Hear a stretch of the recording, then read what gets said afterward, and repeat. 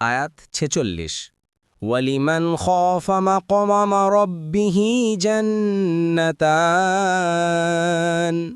অনুবাদ, আর যে তার রবের সম্মুখে উপস্থিত হওয়ার ভয় রাখে তার জন্য রয়েছে দুটি উদ্যান। প্রথম নং ফুটনোট।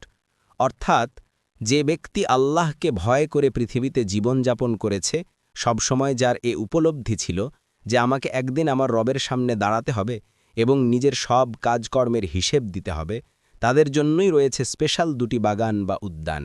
তারাই এই দুই উদ্যানের অধিকারী হবে। ইবনে কাসির, মুয়াস্সার। আয়াত 47 فَبِأَيِّ آلَاءِ رَبِّكُمَا تُكَذِّبَانِ। অনুবাদ, কাজেই তোমরা উভয়ে তোমাদের রবের কোন অনুগ্রহে মিথ্যারোপ করবে। আয়াত 48 যাওয়াতা আফনান।